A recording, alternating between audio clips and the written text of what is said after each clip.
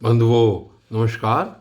आपने कल की वीडियो में सुना था प्रद्युम्न जी की कथा। जो श्री कृष्ण के पुत्र थे प्रद्युम्न जी, कैसे उनको एक सम्रासुर नाम का दैत्य स्तुतिका से उठा ले गया, और उसके बाद आगे की कथा आप सुन ही चुके हैं। और आज की इस वीडियो में आप सुनते हैं श्यमंतक मणि की कथा, जाम्बवती और सत्यभामा के साथ किस प्रकार श्री कृष्ण का विवाह हुआ। तो श्री सुखदेव जी कहते हैं, परीक्षित, सत्राजित ने श्री कृष्ण को झूठा कलंक लगाया था। फिर उस अपराध का मार्जन करने के लिए उसने स्वयं श्यमंतक मणि सहित अपनी कन्या सत्यभामा भगवान श्री कृष्ण को सौंप दी। राजा परीक्षित ने पूछा, भगवान, सत्राजित ने भगवान श्री कृष्ण का क्या अपराध किया था? उसे श्यमंतक मणि कहाँ से मिली और उसने अपनी कन्या उन्हें क्यों दी? आज बड़ी अच्छी कथा है यहाँ पर श्यमंतक मणि की।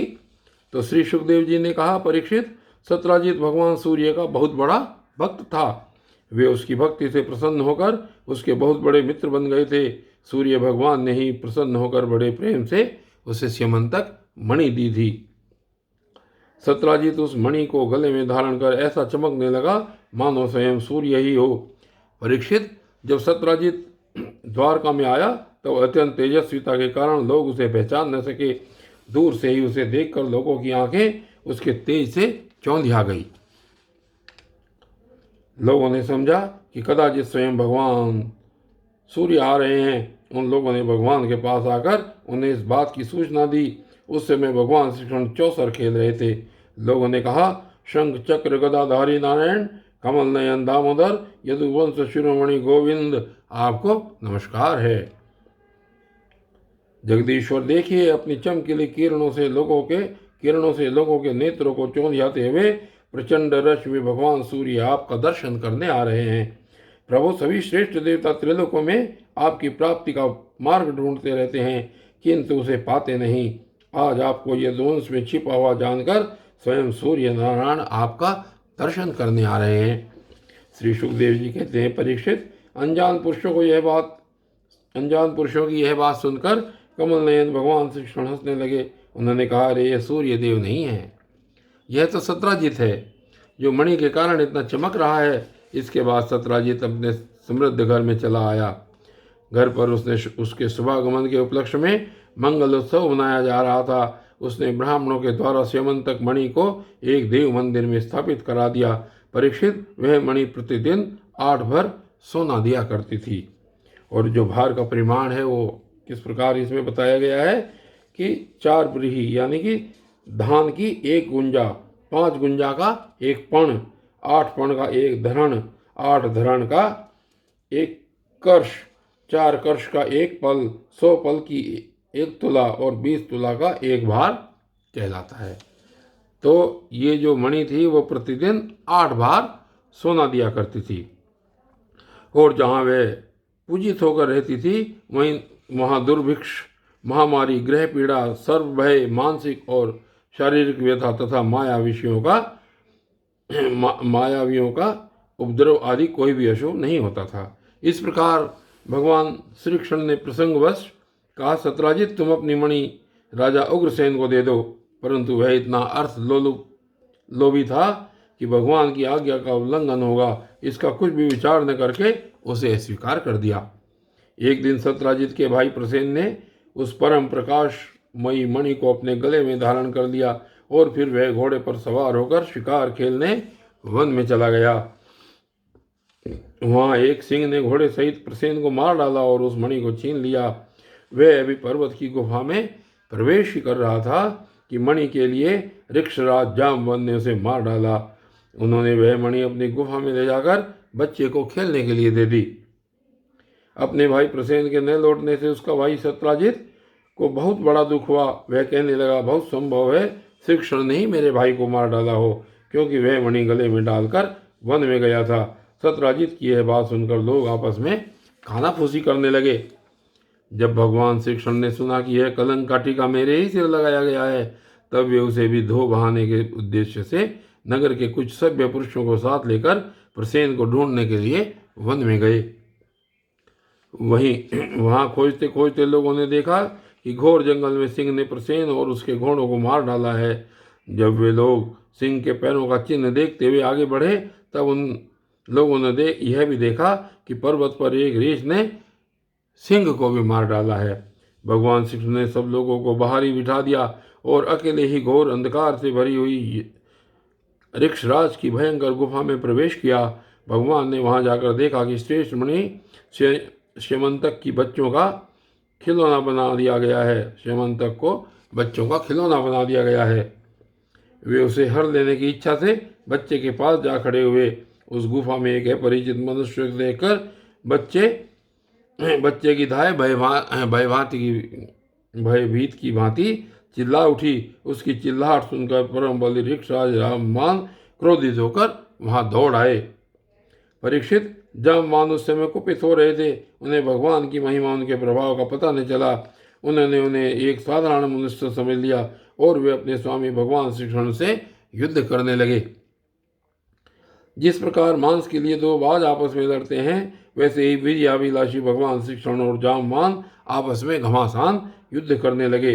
पहले तो उन्होंने अस्त्र शस्त्रों का प्रहार किया, फिर शिलाओं का, तत्पश्चात वे वृक्ष उखाड़ कर एक दूसरे पर फेंकने लगे। अंत में उनमें बाहु युद्ध होने लगा। परीक्षित, वज्र प्रहार के समान कठोर घूंसों से आपस में वे 28 दिन तक बिना विश्राम किए रात दिन लड़ते रहे। अंत में भगवान श्री कृष्ण के घूंसों की चोट से जामवान के शरीर की एक एक गांठ टूट फूट गई। उत्साह जाता रहा, शरीर पसीने से लथपथ हो गया। तब उन्होंने अत्यंत विस्मित चकित होकर भगवान श्री कृष्ण से कहा, प्रभु, मैं जान गया, आप ही समस्त प्राणियों के स्वामी, रक्षक, प्राण पुरुष भगवान विष्णु हैं। आप ही सबके प्राण, इंद्रिय बल, मनोबल और शरीर बल हैं। आप विश्व के रचयिता, ब्रह्मा आदि को भी बनाने वाले हैं। बनाए हुए पदार्थों में भी सत्ता रूप से आप ही विराजमान हैं। काल के जितने भी अवयव हैं, उनके नियामक परम काल आप ही हैं। और शरीर भेद से भिन्न भिन्न प्रतीयमान अंतरात्माओं के परमात्मा भी आप ही हैं। प्रभो, मुझे स्मरण है, आपने अपने नेत्रों में तनिक सा क्रोध का भाव लाकर तिरछी दृष्टि से समुद्र की ओर देखा था। उस समय समुद्र के अंदर रहने वाले बड़े बड़े नाग, घड़ियाल और मगरमच्छ क्षुब्ध हो गए थे और समुद्र ने आपको मार्ग दे दिया था। तब आपने उस पर सेतु बांधकर सुंदर यश की स्थापना की तथा लंका का विध्वंस किया। आपके बाणों से कट कट कर राक्षसों के सिर पृथ्वी पर लौट रहे थे। अवश्य ही आप मेरे वे ही राम जी श्री कृष्ण के रूप में आए हैं। परीक्षित, जब ऋक्षराज रामवान ने भगवान को पहचान लिया, तब कमल नयन श्री कृष्ण ने अपने परम कल्याणकारी शीतल कर कमल को उसके शरीर पर फेर दिया और फिर अहेतु की कृपा से भरकर प्रेम गंभीर वाणी से अपने भक्त जामवान जी से कहा, ऋक्षराज, हम मणि के लिए ही तुम्हारी इस गुफा में आए हैं। इस मणि के द्वारा मैं अपने पर लगे झूठे कलंक को मिटाना चाहता हूँ। भगवान के ऐसा कहने पर जामवान ने बड़े आनंद से उनकी पूजा करने के लिए अपनी कन्या कुमारी जामवती को मणि के साथ उनके चरणों में समर्पित कर दिया। भगवान श्री कृष्ण जिन लोगों को गुफा के बाहर छोड़ गए थे, उन्होंने 12 दिनों तक उनकी प्रतीक्षा की, परंतु जब उन्होंने देखा कि अब तक वे गुफा में से नहीं निकले, तब वे अत्यंत दुखी होकर द्वारका को लौट गए। जब वहां माता देवकी, रुक्मणी, वसुदेव जी तथा अन्य संबंधियों और कुटुंबियों को यह मालूम हुआ कि श्री कृष्ण गुफा में से नहीं निकले, तब उन्हें बड़ा शोक हुआ। सभी द्वारकावासी अत्यंत दुखित होकर सत्यजित को भला बुरा कहने लगे और भगवान श्री कृष्ण की प्राप्ति के लिए महामाया दुर्गा देवी जी की शरण में गए, उनकी उपासना करने लगे। उनकी उपासना से दुर्गा देवी प्रसन्न हुई और उन्होंने आशीर्वाद दिया। उसी समय उनके बीच में मणि और अपने नववधू जामवती के साथ सफल मनोरथ होकर श्री कृष्ण सबको प्रसन्न करते हुए प्रकट हो गए। सभी द्वारकावासी भगवान श्री कृष्ण की पत्नी के साथ और गले में मणि धारण किए हुए देखकर परमानंद में मग्न हो गए, मानो कोई मरकर लौट आया हो।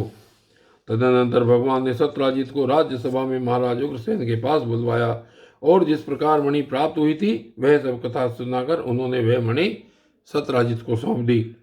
सत्यजित अत्यंत लज्जित हो गया। मणि तो उसने ले ली, परंतु उसका मुंह नीचे की ओर लटक गया। अपने अपराध पर उसे बड़ा पश्चाताप हो रहा था। किसी प्रकार वह अपने घर पहुंचा। उसके मन की आंखों के सामने निरंतर अपना अपराध नाचता रहता। बलवान के साथ विरोध करने के कारण वह भयभीत भी हो गया था। अब वह यही सोचता रहता कि मैं अपने अपराध का मार्जन कैसे करूं, मुझ पर भगवान श्री कृष्ण कैसे प्रसन्न हों। मैं ऐसा कौन सा काम करूं जिससे मेरा कल्याण हो और लोग मुझे कोसे नहीं। सचमुच मैं अदूरदर्शी शूद्र हूँ। धन के लोभ से मैं बड़ी मूढ़ता का काम कर बैठा। अब मैं रमणियों में रत्न के समान अपनी कन्या सत्यभामा और सेवंतक मणि दोनों ही श्री कृष्ण को दे दूं। यह उपाय बहुत अच्छा है, इसी से मेरे अपराध का मार्जन हो सकता है, और कोई उपाय नहीं है। सत्यराजित ने अपनी विवेक बुद्धि से ऐसा निश्चय करके स्वयं ही इसके लिए उद्योग किया और अपनी कन्या तथा सेवंतक मणि दोनों ही ले जाकर श्री कृष्ण को अर्पण कर दी। सत्यभामा शील स्वभाव, सुंदरता, उदारता आदि सद्गुणों से संपन्न थी, परंतु बहुत से लोग चाहते थे कि सत्यभामा हमें मिले, और उन लोगों ने उन्हें मांगा भी था। परंतु अब भगवान श्री कृष्ण ने विधि पूर्वक उनका पानी ग्रहण किया। परीक्षित, भगवान श्री कृष्ण ने सत्यराजित से कहा, हम सेवंतक मणि न लेंगे, आप सूर्य भगवान के भक्त हैं, इसलिए वह आपके ही पास रहे। हम तो केवल उसके फल के अर्थात उसके निकले हुए सोने के अधिकारी हैं, वही आप हमें दे दिया करें। और बंधु, आज की ये कथा यहीं पर समाप्त होती है, और आगे की वीडियो आगे ऐसे ही चलेगी। इतने सुंदर और रोचक प्रसंग यहाँ पर आपको सुनने के लिए मिल रहे हैं, और ऐसे ही प्रसंग आपको इस श्रीमद् भागवत महापुराण के आगे भी सुनने को मिलेंगे। तब तक के लिए धन्यवाद।